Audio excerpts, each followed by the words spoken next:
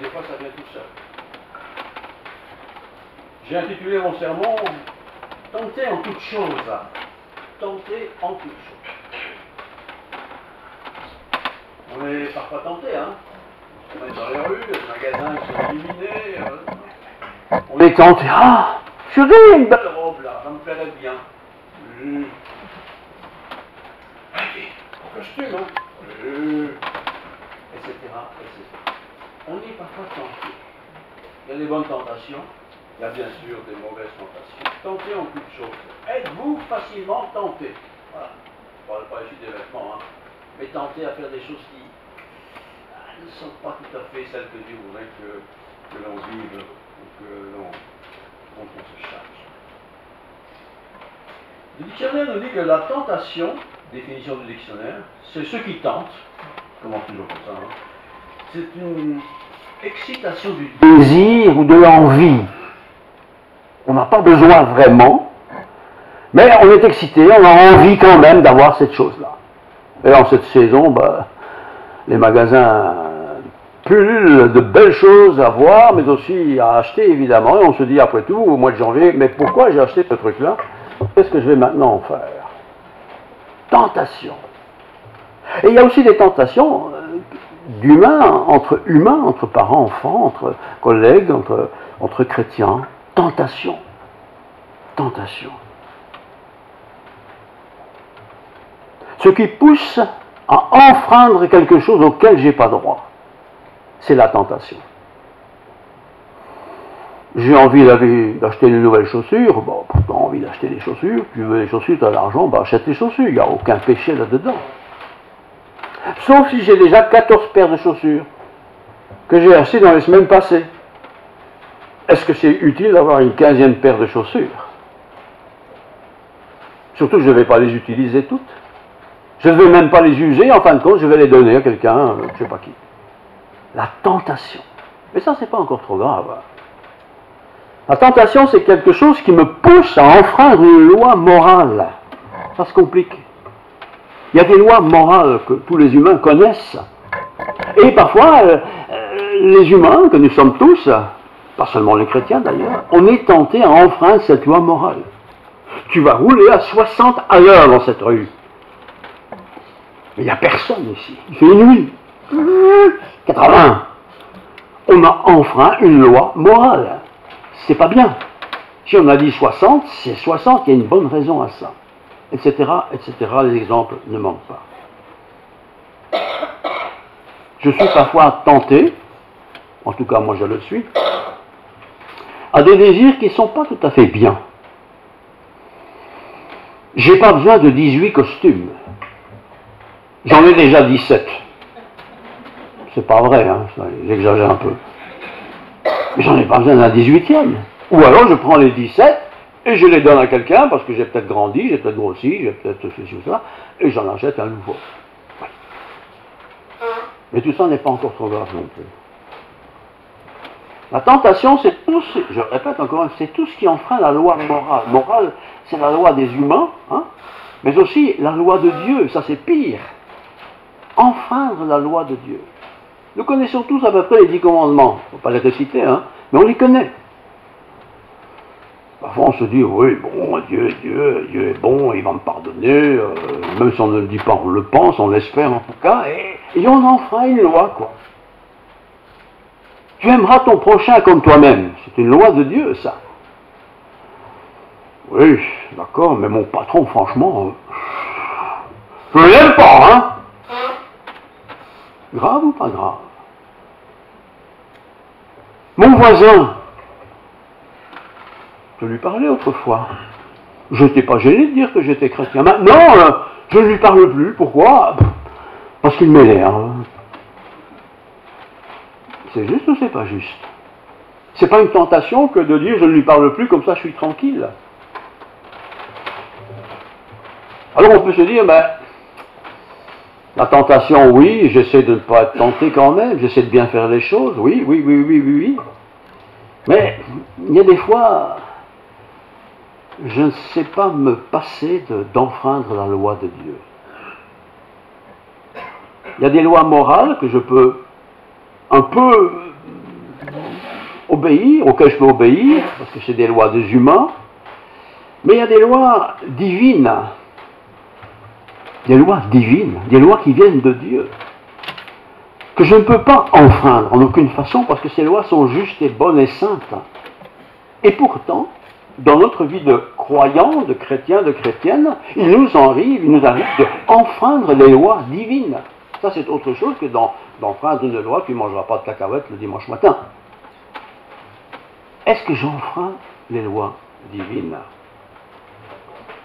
Écoutez le verset de livre des Hébreux, chapitre 4, verset 15. Parole de Dieu. Car nous n'avons pas un souverain sacrificateur, le souverain c'est le patron des sacrificateurs, nous n'avons pas un souverain sacrificateur qui ne puisse compatir à nos faiblesses. Au contraire, il a été comme nous tenté en toutes choses sans commettre de péché. Il s'agit bien sûr de Christ. Je relis ce verset. Car nous n'avons pas un souverain sacrificateur, le patron, le maître, le Seigneur Jésus-Christ, celui qui a donné sa vie. Nous n'avons pas un souverain sacrificateur qui ne puisse compatir à nos faiblesses. Ça veut dire qu'il peut avoir, il ne va pas accepter notre faiblesse. Il ne va pas dire, bah, c'est bien, c'est pas grave, non. Mais il va compatir, il va comprendre pourquoi j'ai une faiblesse dans telle et telle situation, dans tel et tel domaine. Donc, je reviens en entier, car nous n'avons pas un souverain sacrificateur qui ne puisse compatir à nos faiblesses. Au contraire, il a été tenté comme nous en toutes choses sans commettre de péché. Jésus, le Fils de Dieu, crucifié sur la croix, ressuscité, qui nous prépare une place, a été tenté comme nous en toutes choses. Alors s'il dit que je suis chrétien, ça veut dire que je suis de Christ, que j'ai accepté Christ, que je veux suivre comme Christ. Je dois aussi pouvoir résister à toute tentation. Et c'est là que la difficulté, évidemment, nous touche parfois, souvent, très souvent même, et que je suis piégé, et que ça me rend triste, et ça me dégoûte parfois de dire que je suis chrétien alors que je viens de pécher. Un petit péché, qui est toujours un péché quand même, qu'après tout, c'était quand même pas si terrible que ça, que de résister un peu à cette tentation que j'ai vécue. Savez-vous que Jésus-Christ a été mis à l'épreuve par son Père dans le cadre de la tentation? Le Christ a été tenté comme nous en toutes choses. Mais c'est le Christ, c'est le Fils de Dieu. C'est le Jésus né dans la crèche qu'on fête à Noël. C'est le Christ qui est crucifié à Pâques. Et entre ces deux périodes, Jésus a été tenté. Comme nous le sommes aussi, certainement. Il a par exemple été tenté dans le désert. Dans le désert, il n'y a rien. Si vous allez dans la grande rue Arlon ou la rue Neuve à Bruxelles, il y a de quoi être tenté, hein? N'est-ce pas? Il y a tellement de magasins, il y a tellement de belles choses, de la musique, en même temps, ah ma chérie, tu m'achèterais bien ce pantalon, non? Ou cette robe, regarde, c'est une promotion. La tentation. Ça n'est pas grave en tant que tentation. La tentation. De son baptême jusqu'à la croix, le Seigneur Jésus a été tenté. Il n'a pas été tenté par les gens simples, il a été tenté par le diable lui-même. Et la technique du diable est simple. Dieu a-t-il vraiment dit que tu peux faire ceci, cela? Est-ce que Dieu a vraiment dit ça? Et le doute est mis dans notre cœur. Le doute sera d'autant plus intense que je ne connais pas bien la parole de Dieu. Est-ce que c'est des gens de la prêtrise ou du pastorat qui ont lancé de temps en temps une histoire qu'il ne faut pas faire? Ou est-ce que ça vient de Dieu? Si ça vient d'un homme, pas trop grave. Mais si ça vient de Dieu, une interdiction que Dieu a établie, que je fais quand même, parce que je me dis, bon, c'est pas si grave que ça. Quelle tentation! Je vous lis Luc, l'évangile de Luc, chapitre 20 à 26. Parole de Dieu. Luc 20, loin. 20 à 26.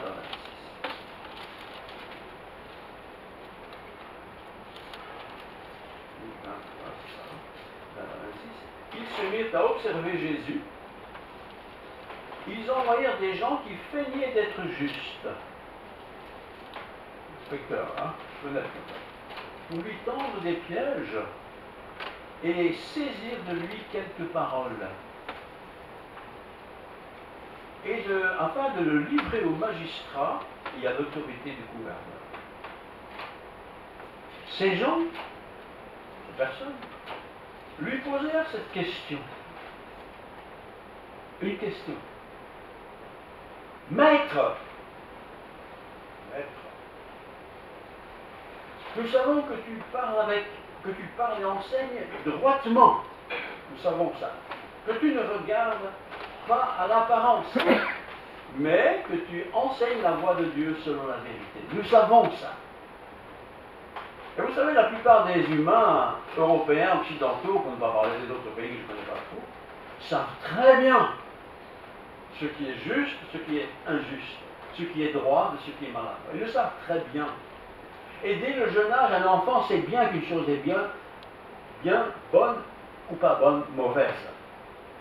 Mais, comme on a envie de répondre à l'appel du péché, on se trouve des arguments. On dit, oui, c'est pas grave, tout le monde fait ça, c'est comme ça, tout ça. Mon copain, ils ont tous triché en classe, moi je ne vois pas pourquoi je ne tricherai pas moi.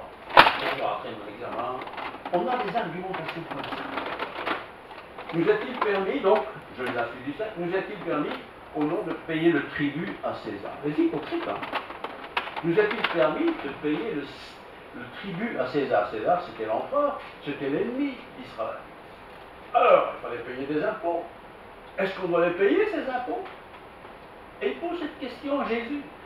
Après tout, César, qu'est-ce qu'il va faire de ces impôts? Il va venir nous attaquer, il va venir nous embêter, il va faire du mal. Donc, à la limite, il vaut mieux pas payer d'impôts. Voilà leur argumentation. Et l'argumentation est toujours la même quand nous sommes prêts d'entrer dans le péché. On est facilement tenté. Enfin, allez, c'est pas justement à 3 heures que je dois rester que 4 heures que j'ai commis une grande faute. Tout le monde fait ça. L'argumentation, tout le monde fait ça. C'est d'ailleurs pareil, tout le monde fait ça. Attention. Oui, mais j'ai vu le pasteur l'autre jour, il roulait à 62, alors qu'on peut rouler qu'à 50. Si lui le fait, ben moi je vais essayer de le faire aussi, après tout, il l'a fait. Hein. Argument, qui n'est pas un argument. Qui n'est pas un argument. La tentation doit tromper la loi morale, tromper la loi divine, c'est encore plus. Je relis, je vais le lire plutôt, Hébreux 4,15, très, très fort. Voilà. Hébreux 4,15.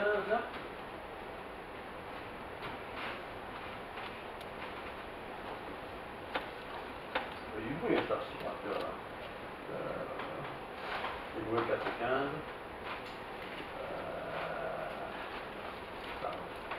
Évangile de Luc. J'écoute le radiateur au lieu de regarder ma Bible. C'est fort, hein. Hébreux de Luc 4. J'y arrive, hein.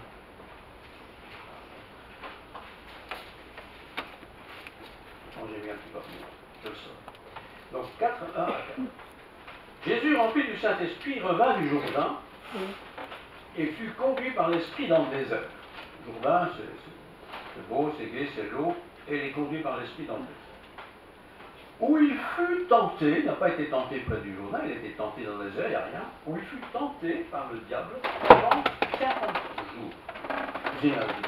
40 jours d'affilée, être tenté par le diable. En plus, il ne mangea rien dans ces jours-là, donc il jeûne. Donc physiquement, il devient plus faible.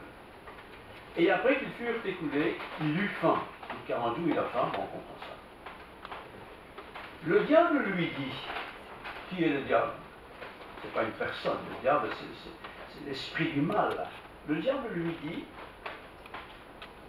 quelque part, la voix nous parle dans notre cerveau, si vous voulez.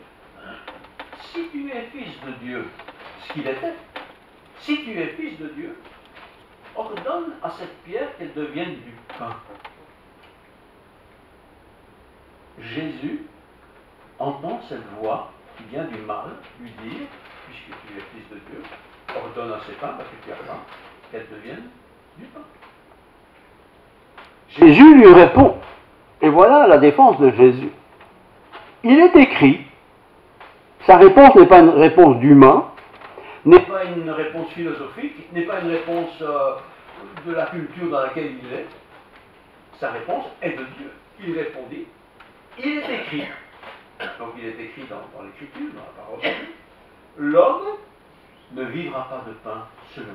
Le pain, c'est quand même la nourriture. Hein. Il a faim, tu peux transformer les choses en pain, puisque tu es fils de Dieu, donc il ne mangera pas de pain seulement. C'est sa réponse. Le diable, vous savez, c'est cette voix qu'on entend de temps en temps nous parler, là, hein. Le diable, ayant élevé, lui montra en un instant tous les royaumes de la terre. Voilà, un flash. Tout ce qu'il y a de beau, tout ce qu'il y a de grand, tout ce qui est formidable.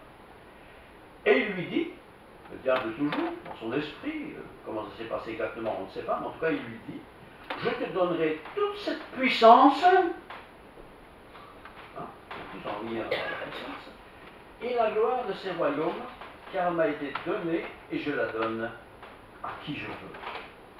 Menteur le diable. Dieu n'a jamais dit que tout ça, ça t'appartient. Il a dit, tu peux faire tout ce que tu veux, mais ça ne t'appartient pas. Il a changé la phrase. Mais là, il s'est fait avoir parce que c'est à Jésus qu'il dit ça. Si donc tu m'adores, dit-il à Jésus, eh bien, elle sera toute à toi. Si tu fais ce que je te demande, tout ça est pour toi. Jésus lui répondit. Voilà les réponses que nous devons aussi avoir quand nous sommes tentés. Il est écrit. Ce n'est pas une idée de ma grand-mère ou de mon grand-père.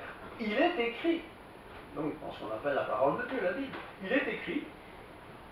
Tu adoreras le Seigneur ton Dieu et tu le serviras lui seul. Un seul a le droit de conduire ma vie. C'est Dieu. Et sa parole me dit qui est Dieu, comment je dois faire, ce que je peux faire, ce que je ne dois pas faire. Les humains ont toutes leurs histoires. Le monde a ses lois et ses règles, même parfois dans les familles. Certaines sont saintes, certaines sont justes, mais parfois certaines sont aussi fausses. Alors Jésus, qu'est-ce qu'il fait comme défense? On va commencer à s'énerver. Jésus lui répondit, il est écrit. Il est écrit où? Dans la loi de Dieu. Tu adoreras le Seigneur ton Dieu et tu le serviras lui seul. On ne peut pas servir Dieu et maman, c'est pas possible. Ou on sert Dieu et on sert Dieu, ou on sert maman et on sert maman, mais on ne mélange pas les choses. Quand je dis que je suis chrétien, qu'est-ce que je veux dire avec ça? Que je suis protestant, que je suis catholique, que je suis orthodoxe? Si c'est ça que ça veut dire, c'est pas très solide. Je suis chrétien, ça veut dire que je suis comme le Christ. Je ne suis pas le Christ. Mais j'essaye d'être comme le Christ. J'essaie d'avoir les réponses du Christ. J'essaie d'avoir les réflexes du Christ. Il a été tenté en toutes choses comme moi, hein, comme nous. Même s'il avait été au temps moderne, le Seigneur aurait été tenté comme nous en toutes choses. Mais il n'a pas succombé à la tentation. Et sa défense n'était pas de s'énerver et d'être grossier, non. Sa défense était de dire ce que dit la parole de Dieu. D'où l'importance de bien connaître cette parole. Si tu es fils de Dieu, que ces pierres-là, puisque tu as faim, deviennent du pain. Le Satan va toujours nous tenter dans ce que nous pouvons faire, en fait. Pas dans ce que nous n'allons pas pouvoir faire. Il ne nous tente pas là-dedans. Il ne me dit pas que tu vas monter sur la montagne en 3 minutes 18. Hein. Il sait très bien que je ne saurais pas le faire. D'abord, il n'y a pas de montagne. Mais le Satan nous tente dans ce que nous pourrions éventuellement faire, mais qui n'est pas de Dieu. Et c'est piégeux. C'est piégeux parce qu'autour de moi, il y en a peut-être qui le font. Et qui se portent très bien. Et qui n'ont pas de soucis particulièrement. Je te donnerai cette autorité, dit-il à Jésus. Mais je n'ai pas besoin de cette autorité. Je suis dans l'autorité de Dieu, en tant que racheté. L'autorité, ce n'est pas le monde, c'est Dieu. Je te donnerai toute cette autorité, ainsi que la gloire des royaumes, si tu te prosternes devant moi. Et c'est en se prosternant devant le mal que l'on se fait avoir. Il ne faut pas se faire avoir. Et pour ne pas se faire avoir, il faut avoir, je dirais, presque toujours l'image de Dieu, enfin l'image c'est pas une image, mais la pensée de Dieu, la parole de Dieu. C'est pour ça qu'on insiste beaucoup dans les églises évangéliques protestantes sur l'étude de la parole de Dieu. Parce qu'au plus je connais cette Bible, au mieux j'ai des réflexes, j'ai des réactions qui sont justes. Si je ne lis pas, je ne connais pas, je ne sais pas, ben, je suis un peu fragile quand même sur les bords. Hein. Alors je vais faire un peu comme tout le monde. Hein. Il ne faut pas qu'il en soit ainsi. Satan lui dit, pour le provoquer un jour, tu es fils de Dieu. Dieu a dit toutes sortes de choses. Regarde, on est sur la montagne, jette-toi en bas. Vas-y, jette-toi. Il va te sauver. Et c'est vrai que Dieu a dit qu'il va nous sauver. Mais c'était un mensonge. Et Satan, et Jésus n'a pas succombé à ce mensonge. Il a simplement répondu par un autre passage de la Bible. Frères et sœurs, si je me défends devant une tentation avec des arguments humains, je serai piégé. Parce qu'il y aura toujours autour de moi des humains qui me diront, moi je l'ai fait et ça a marché. Nous devons nous tourner vers ce que dit exactement la parole de Dieu. D'où l'importance de connaître cette parole de Dieu et de l'apprendre de plus en plus chaque jour. La chair a des besoins. Ben oui, évidemment. Il faut manger quand même. Ben oui, il faut manger. Mais est-ce que tu es obligé de manger 1 kilo de bananes tous les matins? Ben, peut-être, après tout. Hein. Si le médecin dit qu'il faut manger 1 kilo de bananes pour ta santé, ben, on va les manger. Mais est-ce que je suis obligé? Est-ce que c'est nécessaire? Est-ce que c'est nécessaire de ceci, de cela? Attention. Satan tente d'une manière spectaculaire souvent les gens du monde. Tu vois? Tu n'es pas croyant, tu ne vas pas à l'église, tu n'as pas fait ci, tu n'as pas fait là. Mais si tu me suis, on va dire qui est-ce qui me parle? Ben, c'est l'esprit du mal qui me parle, par d'autres personnes peut-être, ou parce que j'ai vu, ou entendu, ou étudié. Mais eux, ils réussissent bien. Qu'est-ce qu'il y a de mal à acheter un billet de loto? Allez, franchement, tu payes ton billet de loto, tu as un billet de loto, il y a un numéro à tel, c'est celui-là qui sort, tu as gagné de l'argent. Est-ce qu'il y a du mal dans ça? Bon. En tant que tel, il n'y a pas du mal. Le mal, c'est que tu vas te confier en un bout de papier pour essayer d'avoir de l'argent, pour réaliser quelque chose. Mais tu pourrais demander à Dieu si ce quelque chose est important, est nécessaire, avant de peut-être t'engager à des choses tirées au hasard. La convoitise de la chair, frères et sœurs, c'est quelque chose qui turlupine le chrétien.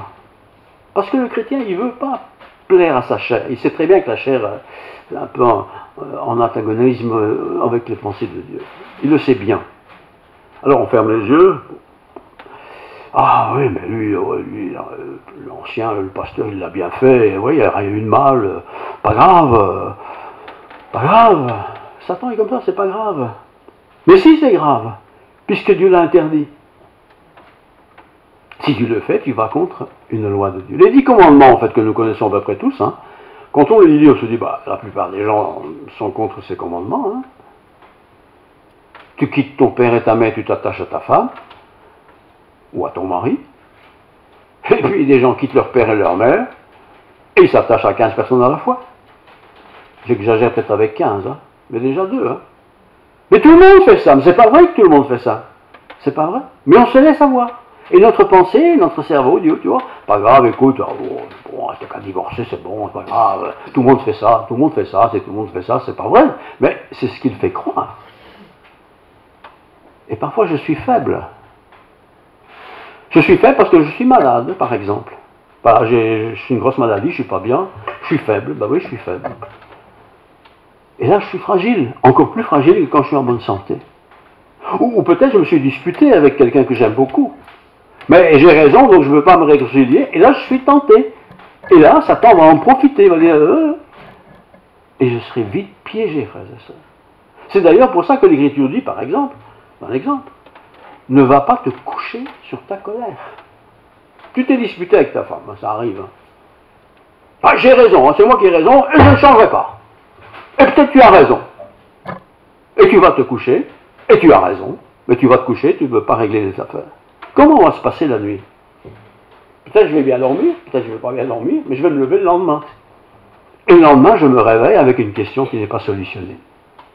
Et Satan, qui est très malin, et qui n'aime pas ceux qui lui résistent, bien fera que le lendemain, comme par enchantement, il n'y a plus de bruit, il n'y a plus de voix, on n'est plus, semble-t-il, en dispute, mais on n'a rien réconcilié, donc la dispute est toujours là.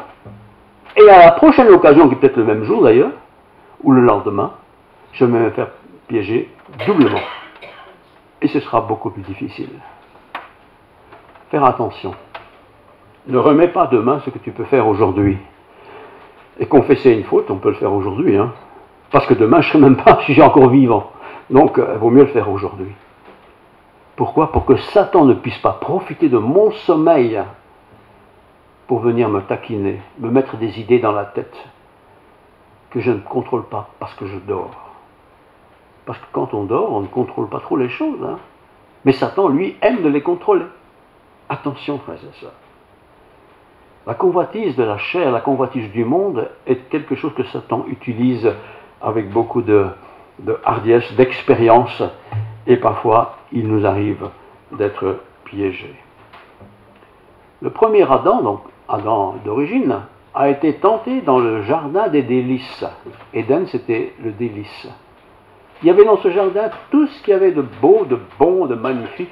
Tout ça était pour lui. Tout. Il n'y avait pas de TV, il n'y avait rien de tout ça, mais il y avait tout ça. Tu peux manger de tout ce qui existe ici. Mais, une exception, une.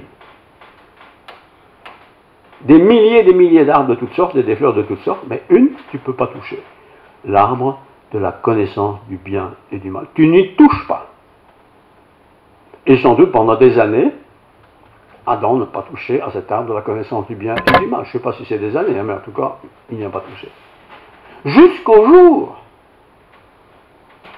où Satan s'est trouvé près de lui, sous la forme d'ailleurs d'un serpent. Vous imaginez un serpent qui parle là, et qui dit quoi? Est-ce que Dieu a vraiment dit ça? Que tu ne pouvais pas manger de cet arbre de la connaissance du bien et du mal? Je ne sais pas, après tout, il ne m'a peut-être rien dit. Peut-être que Dieu ne lui avait jamais dit directement, hein. Mais il savait qu'on ne pouvait pas en manger. Et la réponse qu'il donne, en tout cas, le jour où on en mangera, tu mourras. Le jour où tu en mangeras, tu mourras. Il le savait, il connaissait la conséquence. Quand nous commettons une faute, nous savons souvent les conséquences de cette faute. On les connaît.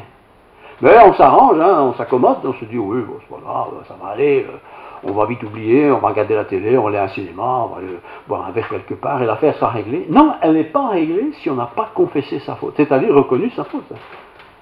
Et quand je reconnais ma faute, je demande pardon, mais pas, allez, on n'en parle plus, non.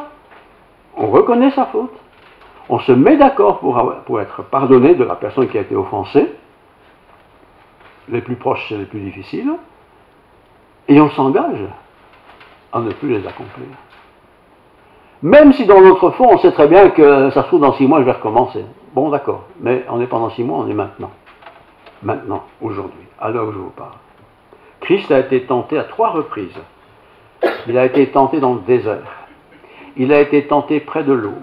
Il a été tenté dans différentes situations. Jésus. Mais il n'a succombé à aucun péché. Et sa force, je l'ai dit, et je le répète, sa défense, sa réaction, le fait de ne pas accomplir ce que Satan lui demandait, c'est « il est écrit ».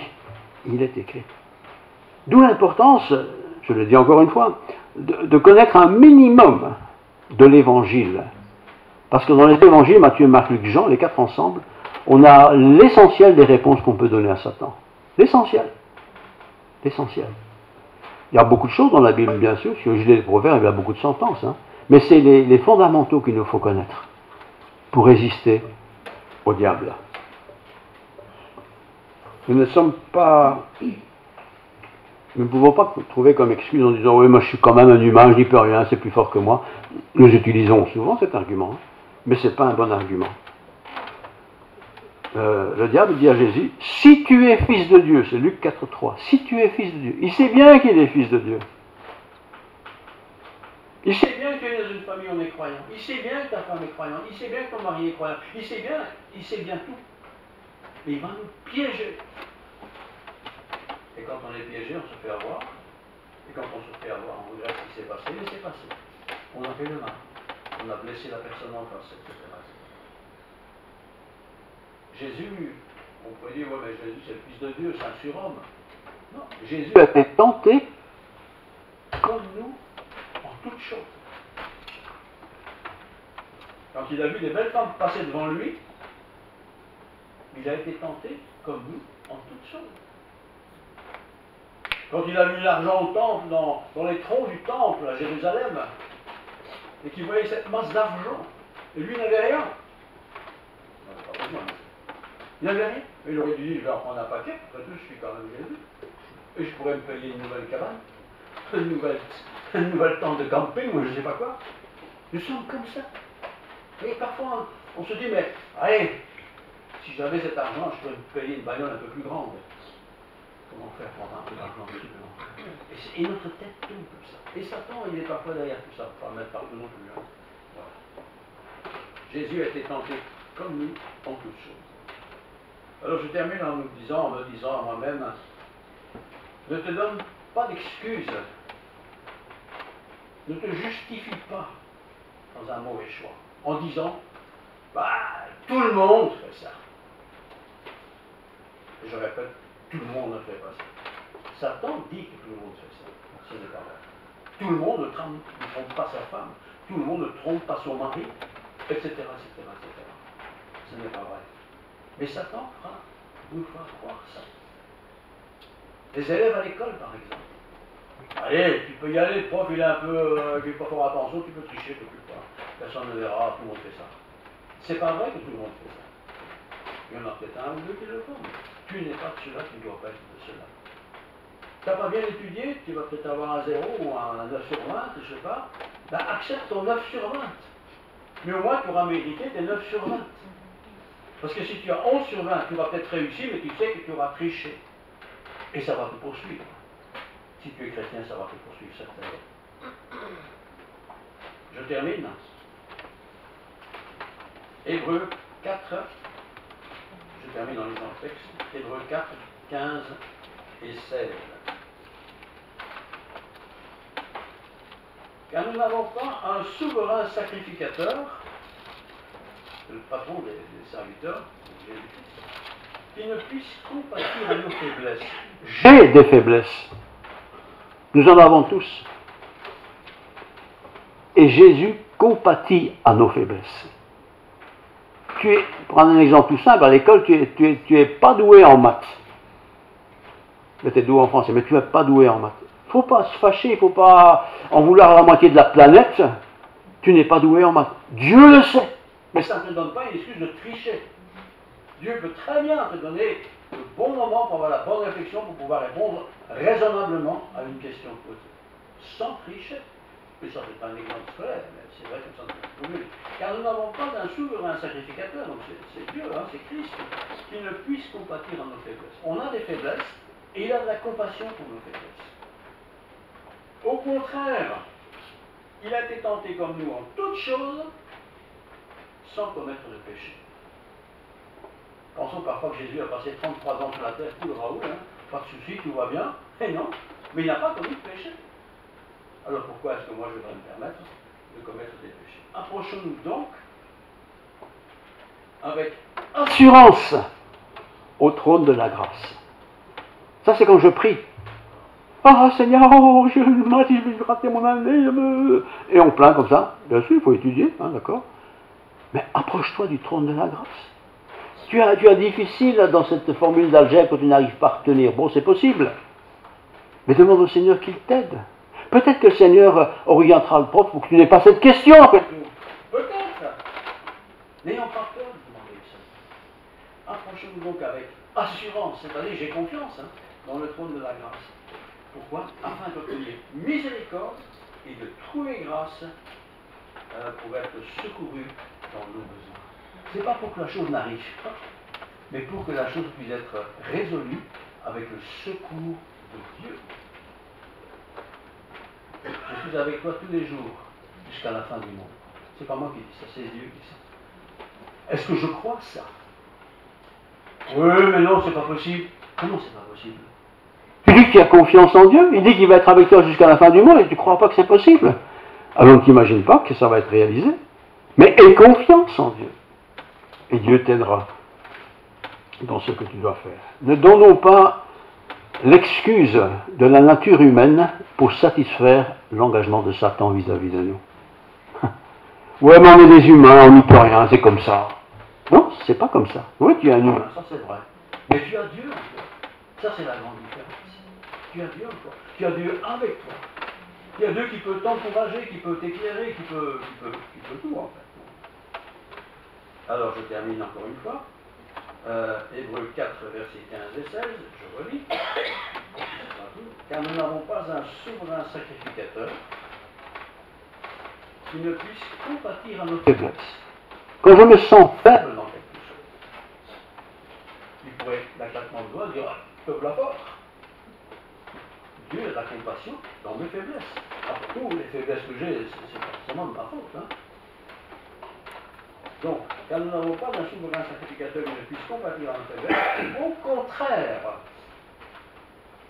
le souverain sacrificateur, le Seigneur, a été tenté comme nous en toutes choses. Moi, je suis tenté de temps en temps dans une autre chose, hein.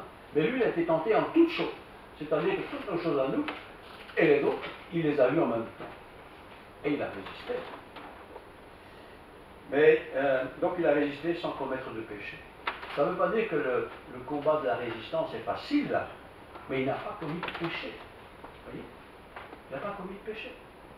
Et c'est ça auquel nous devons porter notre attention. Est-ce qu'en faisant comme ça ou comme ça, je commets un péché? Oui, non. Si c'est oui, stop. Si c'est non, peut-être tu dois prendre cette voie-là pour résoudre ton problème.